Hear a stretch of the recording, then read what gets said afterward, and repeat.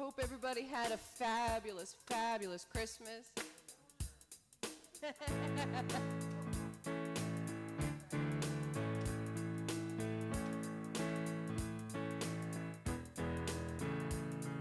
Swing wide the doors, the time is bright. Swing wide the doors to let in the light. Bring in the dawn for humankind. Swing wide the doors on this heart of mine. Here we go. Swing wide the doors, the time is bright. Swing wide the doors to let in the light.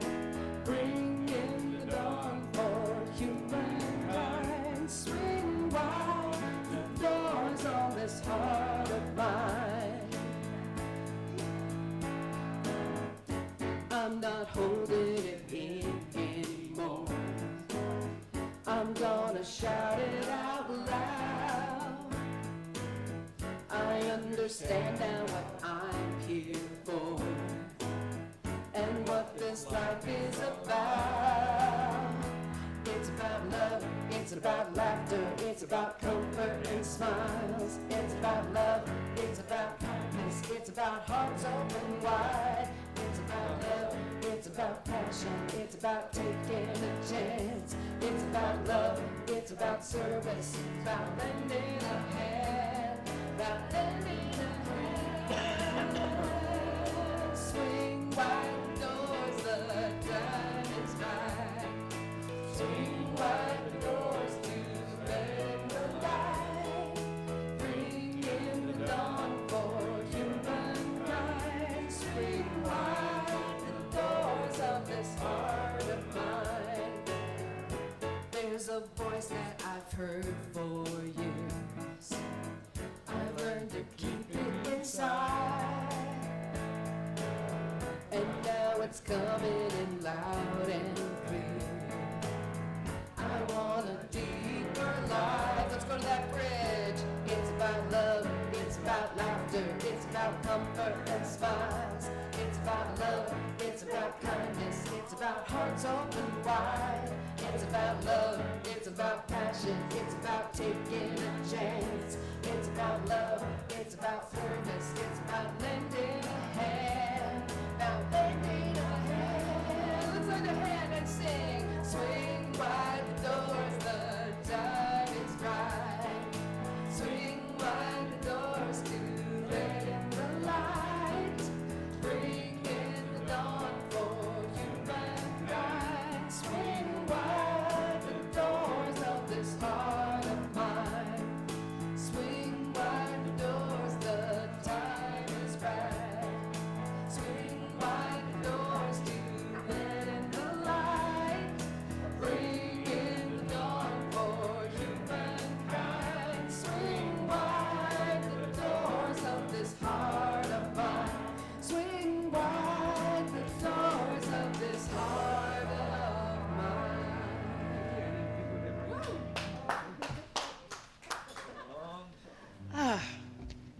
Good morning. My name is Mary Ann. I'm not Susan, although she was kind enough to let me be the person on the last Sunday of this year of 2021. I don't know if that's a good thing or a bad thing, but here I am. Good morning to all of you. Good morning. On behalf of Reverend Donna Maurer and the Board of Trustees, I am privileged to welcome all of you to the Sonoran Desert Center for Spiritual Living. Whoever you are and wherever you are on your spiritual path, you are truly, truly welcome here. I mean, really. Here you will be validated and supported and encouraged to be all that you're meant to be. Our vision statement is love in action, every day and every way. We express this love by learning and living the principles of the science of mind. You'll find our declaration of principles at the back of your program. Please join me now in reading them. I believe there is an infinite intelligence operating throughout the universe. I believe this intelligent power is only good. I believe this intelligence expresses as me. I believe through my conscious use of this power, I create my life as happy, healthy, and complete. And so it is. You know, on the way over here, this isn't in the notes. On the way over here, I was thinking, okay, in 2022, what will you say if somebody says, and what do you believe? That doesn't happen too often, but once in a while. And I thought, okay, we have to come back to basics, and basics go right along with this declaration, because for me, basics is thoughts are things. And then I thought about how my kitty might throw up on the bed. But that happens a lot. Not the throwing up, but the revisiting the thoughts are things part. And so thoughts are things, and you are part of those things, every single one of you. And as one of the board members, I can't speak for everybody because they're very independent, let me tell you. For myself, thank you so much for your support, the support of your hearts, the support of your pocketbooks, the support of your hugs or your elbow bumps or whatever you're doing, just the support of the vibration that, I'm sorry if that sounds woo-woo, but the vibration that you bring here. I am so grateful just to all of you. Thank you. All right. If this is your first time here, we especially welcome you and thank you for your interest and curiosity. Who are our first-time people? You don't have to stand up. If you could just put a little hand up. Hi. Just a little hand up. We'll all try to say hi to you. Won't we? Yes. I would like to thank those who are assisting to make this morning possible, and that means every one of you who is here. So thank you for that. Please direct your attention to the announcements in the bulletin. If you're watching online, please visit cslaz.org.com for our announcements and event calendar. If you could please turn off your cell phones and silence those and just get ready for this beautiful, beautiful service that we have today.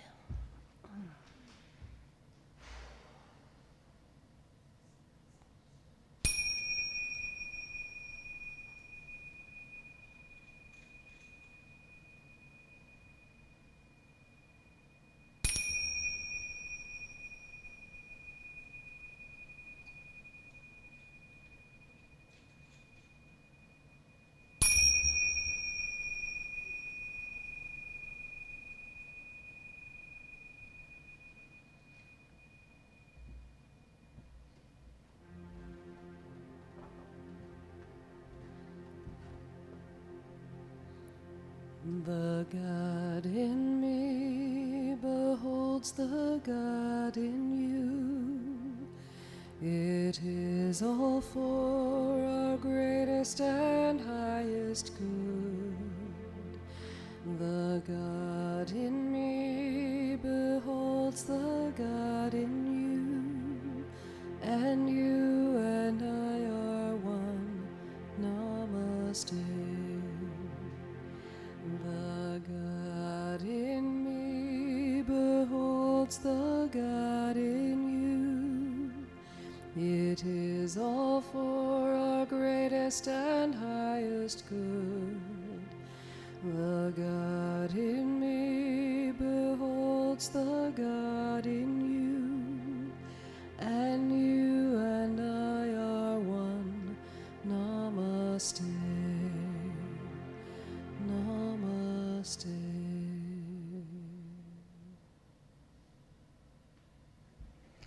And I just want you all to remember that we are open for accepting your prayer requests.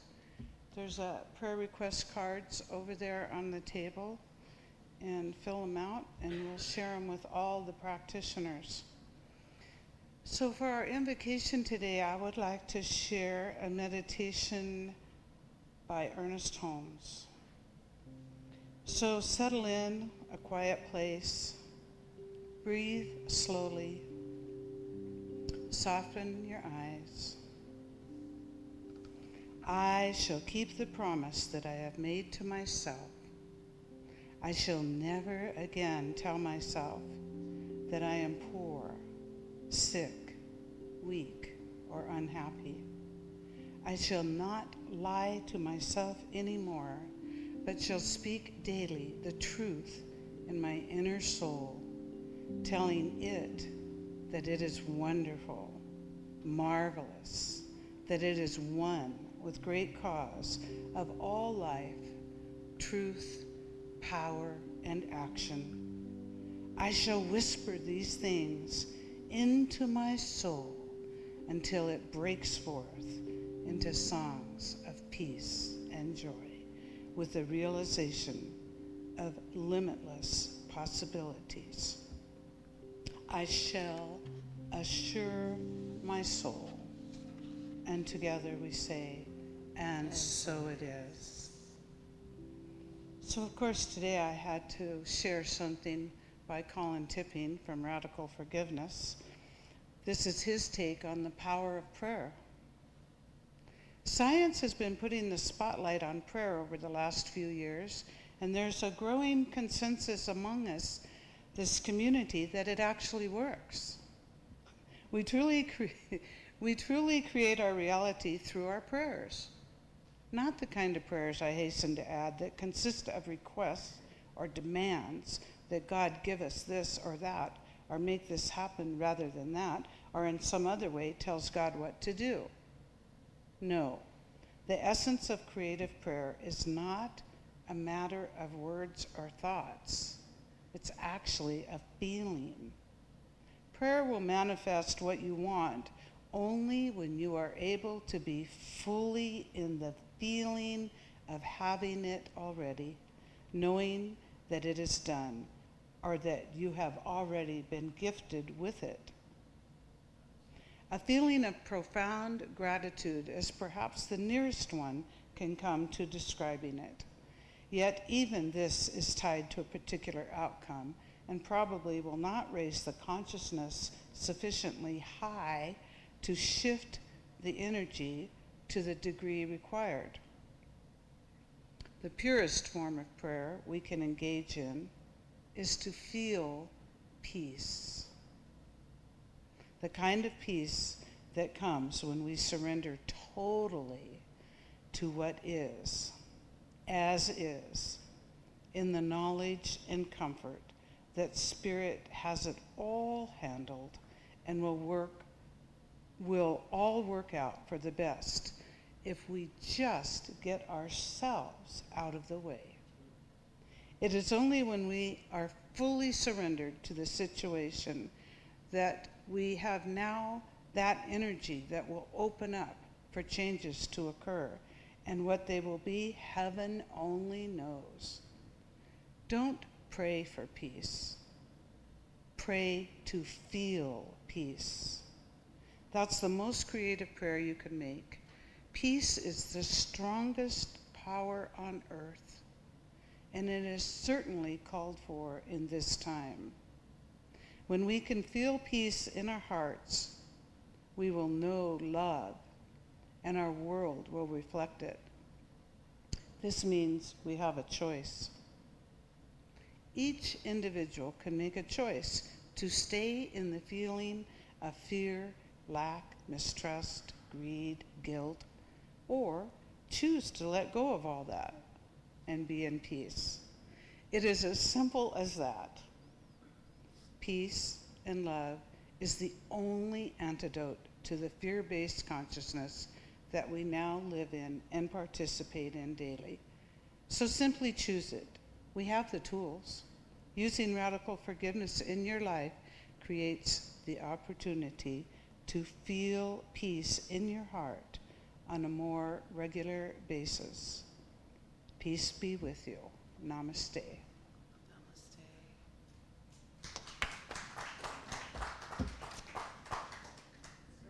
And so I take this candle and go to the prayer table and hold the high watch for each and everyone here.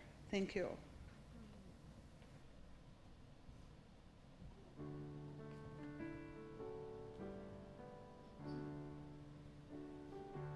Well, after that, I have to sing a song about making the conscious choice to choose love, to choose forgiveness.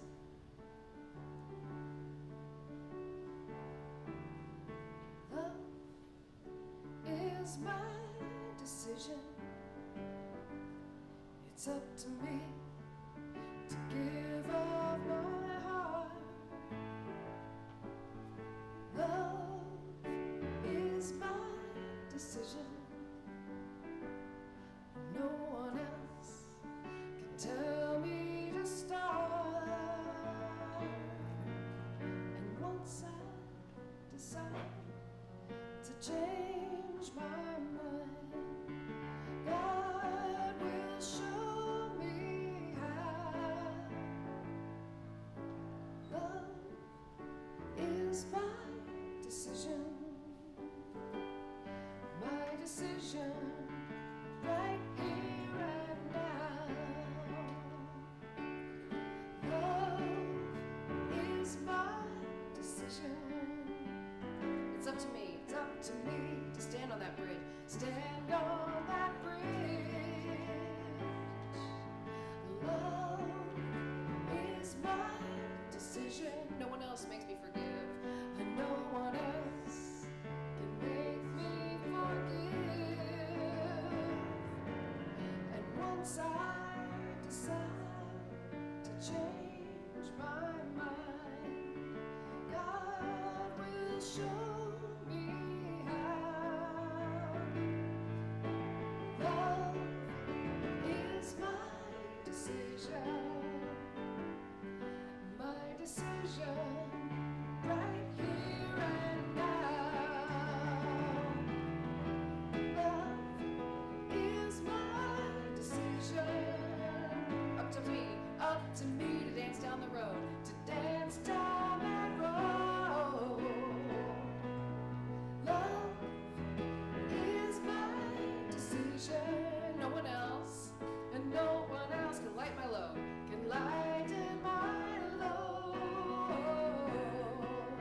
And once I decide to change my mind, God will show me how. Love is my decision right here and now. My decision right here and now. Right here and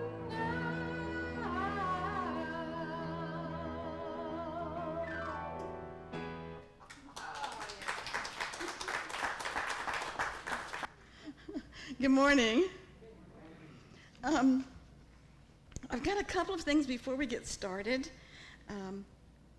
One of them is that we supplied every gift on the wish tree for all of our kids and families. One family had asked for bikes, which was beyond our, we have a $25 limit, which nobody pays any attention to, but it doesn't go to the point of a bike. And we were able to get those bikes because an organization that Louise knows has an organization that feels the need of people who need it. So we were able to give, these are little stair-step kids like this, 3 little boys. They each got a brand new mountain bike. So and we had a wonderful thing, and I'm going to read a thank you. I don't know why they're thanking us. We should thank them. But she said, this random act of kindness is given to your group by 9 women in Green Valley who wish to provide joy. Thank you for all you do the Green Valley Random Act of Kindness group. This group, one of the ladies from it is in Susan's Zumba class. And Susan mentioned that she wasn't going to be at Zumba on Wednesday because she was giving out gifts for our kids, so people wanted to know more about it. And she got a call, and a woman called and said, "Can I bring over some money this afternoon?" And she brought over $234. So, so we were able, with that and with all of your generosity, we were able to give these families each a $500 credit card. That's the most we've ever given. That's the most we've ever given. So, and of course they were delighted. Here's one. It says, "We thank you, Merry Christmas." And it's all little cards that hand drawn. And I can't read the names, but it says, "Thank you so much for all the gifts." And then there's some little pictures in here. So that really just, that's what the Christmas spirit is all about. You know, it's just amazing. So, oh my, let there be light.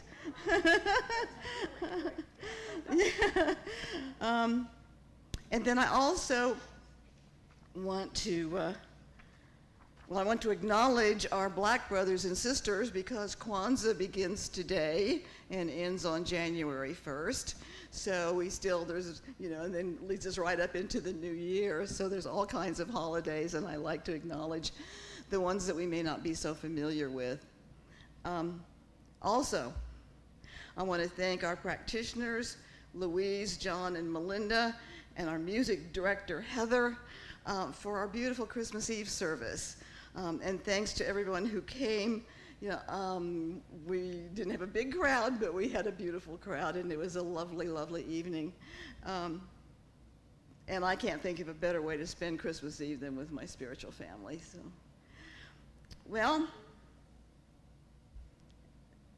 the last thing I want to do before I start on my real topic is I got an email from Karen King, our practitioner that has moved to Port Townsend, and she said that she wrote a poem. It's a pun on Clement Moore's "'Twas the Night Before Christmas," and it's entitled "The Day After Christmas." And since that's what this is, I thought I'd read it to you. "'Twas the day after Christmas when all through the house not a creature was stirring, not even a mouse. The bulbs on the tree had all shorted out. I looked at the mess and wanted to shout. The mantel with no stockings was looking quite bare. The place was so messy, I hoped the cleaners would soon be there. The remains of the feast were stacked in the refrigerator. The torn paper packaging awaited the incinerator. I stood by the door and looked at the sight. I envy Santa and his reindeer resting tonight. I can't believe it's all over after months of preparation. What lies ahead of me now, I have no inclination." So I asked permission if I could use that. So, well, this is the last Sunday of 2021, and so our topic this morning is endings and beginnings. And while January 1 is just another date on the calendar, we all think of it as turning a new page, the beginning of the new year and ending the old one. Hamilton Maurer writes, "New Year's Eve is like every other night. There is no pause in the march of the universe, no breathless moment of silence among created things, that the passage of another 12 months may be noted. And yet no one has quite the same thoughts this evening that come with the coming of darkness on other nights." So we do think of New Year's Eve as an ending and New Year's Day as a beginning, and kind of profound. I mean, how many years has the ball dropped in New York? You know, how many times have we heard Auld Lang Syne? I mean, we do. There's a lot of energy around something new, a new beginning. And we're the only species, I think, that does this, you know. My cat doesn't know that this is the end of the year. You know, she doesn't make resolutions. She doesn't know the difference between an ending and a beginning. She knows where her dish is and where her potty is, and that's about it. So, but you and I are engaged in time. We know that it's Sunday because we're here. You know? That's how we got here, because we looked at the calendar, we looked at the time, and we know that we're about to turn a page on the calendar, ending the old year, to which many of us say good riddance. And we look hopefully forward toward a new year that will not be defined by a pandemic. So you and I are keenly aware of endings and beginnings. British author and Nobel Prize winner John Galsworthy says that beginnings and endings of all human undertakings are untidy. And when we look deeper into the process of change, we can see why. William Bridges, in Managing Transitions, Making the Most of Change, says that there's a difference between change and transition. And they come together, actually, in most cases. Change is a shift in the externals of any situation. When we move to a new home, we determine what we want to take with us, what goes to the yard sale. And do we need to buy new furniture, replace appliances, change paint color? These are the externals that come with a move, and they're pretty cut and dried. So we have those changes that have the externals that come with them. But by contrast, transition is the mental and emotional transformation that we must undergo to relinquish old arrangements and embrace new ones. So while change is the outward experience, transition is an inner one. It is the emotional reaction to the externals of change. And that's where the untidiness comes in. Because our emotions and feelings of sadness, anger, confusion, disorientation, disruption create an inner turmoil or an inner anxiety. We feel rather like the little Peanut character Linus when his blanket is in the dryer. So, someone once said that you have to close one door to enter another, but it can be hell in the hallway. And I think that this hallway part of endings and beginnings is what Bridges calls the wilderness. Something that was in perfect focus has left us. And what is next for us is on the horizon, still blurry or beyond our view. And we can look back over our lives and see this process within the milestones that we've lived through. Every new beginning for us has had its messy period, you know, from sliding down the birth canal to our first day of school, of college, of marriage, of divorce, of the experience of death or separation. And all of us here have experienced the ending of relationships, and many of us have gone through the grief of losing a spouse, a child, a brother or sister, or best friend. And for some of us, the experience is very recent, and we may feel that we're in the wilderness right now. But this interval between the ending of something familiar and the entrance into the new is a very important time, and one that Bridges calls the fallow period. A fallow period for a field is the time that it's left without being sown. For us, it may be characterized by seeming inactivity. We feel that we can't function properly, that there's an emptiness that seems to not be able to be filled. And so that's a time, if we're feeling anything like that, it's a time to be very gentle with ourselves, to know that this is part of the process and that we can and will get through it. Just as the fallow period for a field allows it to re-nourish and rejuvenate, our fallow time is ultimately for that same purpose. We need to take our cues from nature. You know, the transition from caterpillar to butterfly requires cocooning. And in the cocoon, the caterpillar breaks down into a soup-like consistency in order for the transition to butterfly to take place. And any movement to hurry that process jeopardizes the formation of the butterfly. And the same is really true for us. Attempts to hurry our transition process may, in fact, thwart our true growth. So as we give ourselves time to come to terms with any ending and begin to see the prospects for a new beginning, we have an opportunity to redefine ourselves. We believe that everything works together for the highest and best good. That's one of the statements that we make all of the time. When my friend's husband passed away, she said to me, if this was for Gary's highest, best good, then it has to be for mine too. I've defined myself as Gary's wife. Now I have to discover the new me. And today she's on the city council where she lives. She's involved in her local arts council, writing their monthly newsletter, and she recently co-produced a theater production that was very successful. So from that wilderness space, she has redefined her life and is finding fulfillment within that new definition. As we look back over our own lives, we can see many endings, many beginnings, many wilderness periods. And while beginnings and endings seem to be linear, this process of our life, this series of endings and beginnings, is really more like circles, ever evolving, ever reaching out, excuse me, ever seeking to discover the more of ourselves. Our founder, Dr. Ernest Holmes, says, through the continual emergence of the creative principle, any last finality proves to be but the beginning of a new creative series. This eternal spiral, finding its base in the everlasting reality, will never cease to emerge.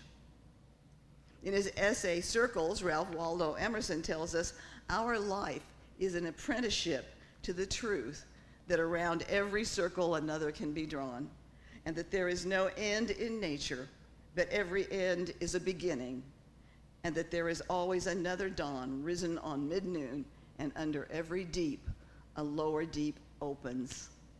So as we see this creative process taking place in our own lives, that which we have called endings and beginnings are no longer compartmentalized experiences, but meld into a greater wholeness. We no longer seek to see the beginnings of things, nor yearn to say goodbye to an end. What we seek instead is to see the vision of the wholeness of who we are and what our life is about. And that takes us to the depth of ourselves, where we touch divinity and we glimpse that there is no outside wall, no circumference to our life.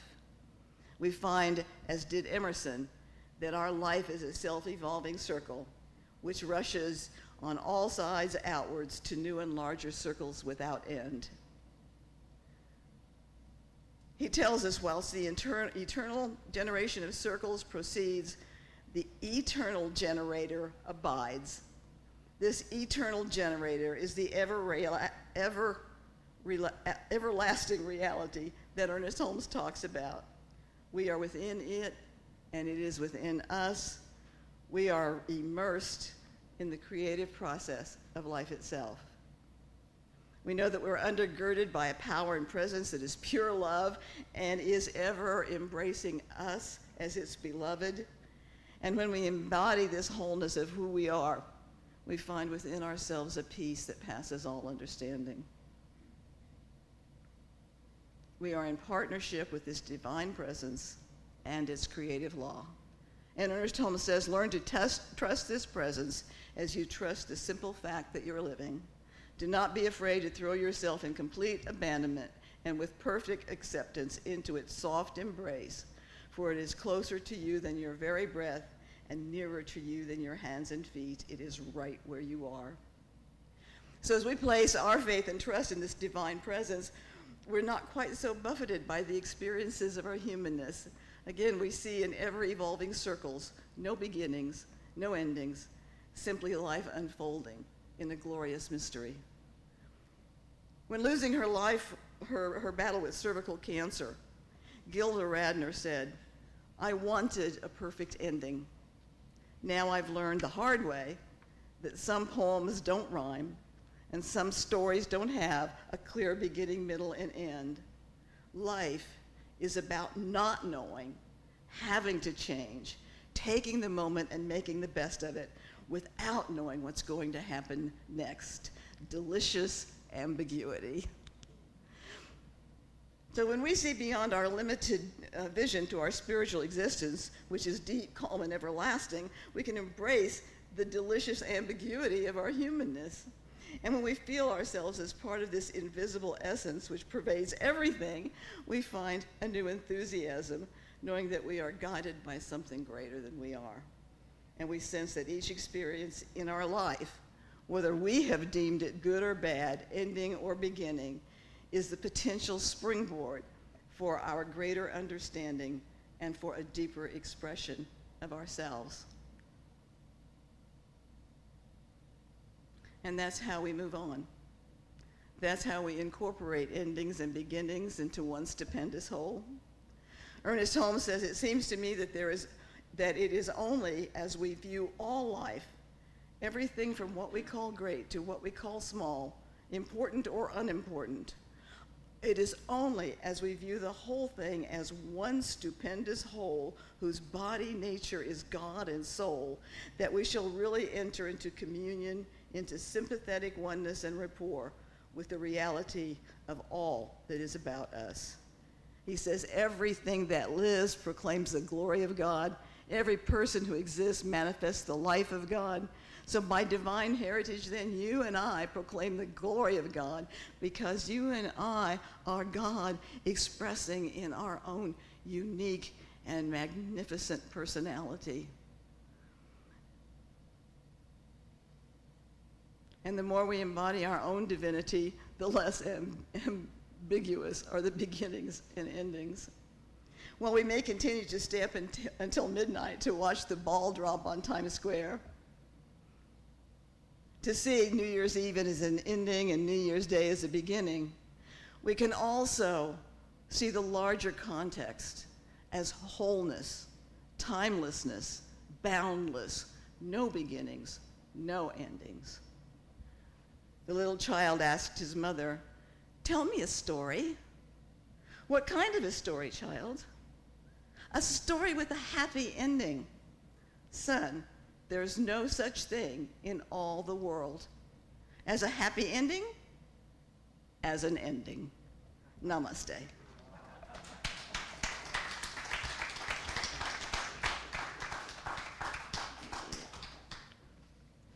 I'm ready, willing, and worthy. Let's do that.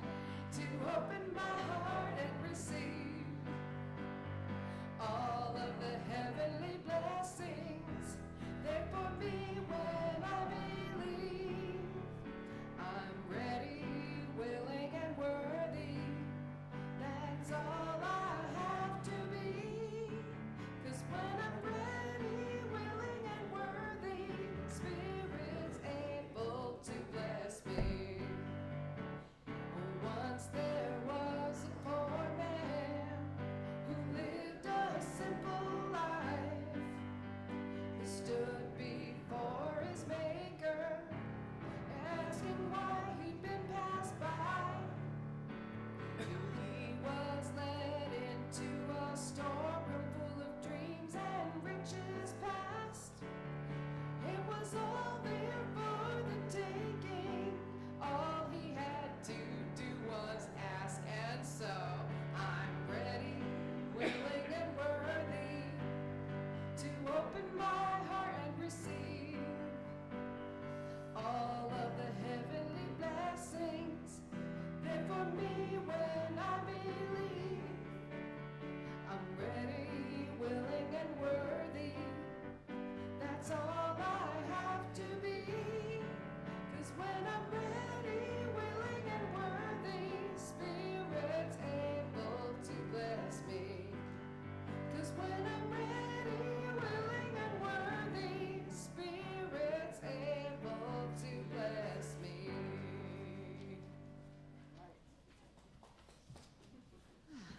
So this is time for our offering. And again, I do appreciate all of the generosity that comes from this group. You know, we may not be a large group, but I'll tell you, we're powerful. And we have made a difference in so many lives. Almost all of our tithes, we do tithe 10%.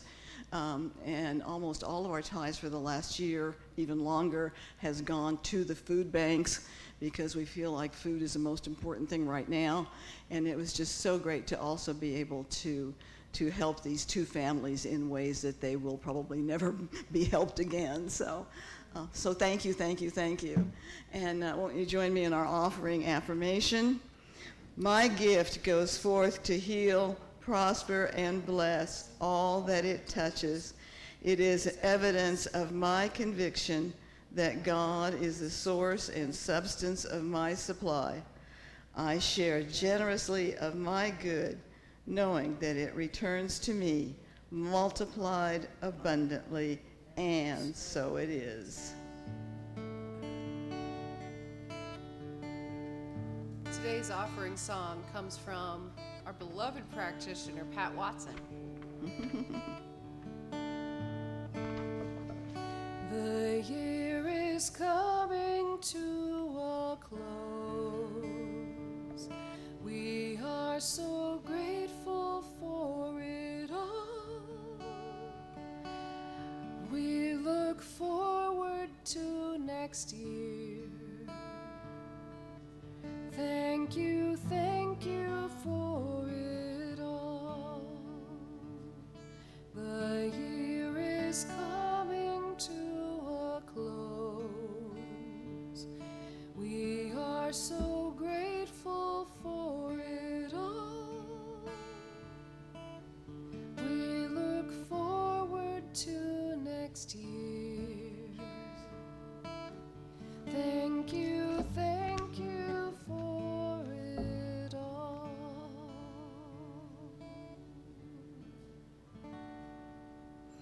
And just thank you for it all, for everything. So let's take a moment to close this portion out in prayer. There are some refreshments and some coffee, so please take time to wish everybody a happy new year, because we'll come back in 2022. So we just take a moment to just give thanks for this moment in time, this beautiful spiritual family that cares so much for each other and for the community. We know that we are blessed beyond measure with every good thing that happens to us, and we pass it on with joy and love. And we also speak our word for anyone experiencing any kind of a challenge, any kind of a fallow period, or in the wilderness, just to know that right where that experience is the power and presence of God leading us through to the other side, to peace, joy, harmony, and love. I give thanks for the opportunity of being here this morning to wish you Happy New Year and a year filled with promise, love, and hope. And so it is.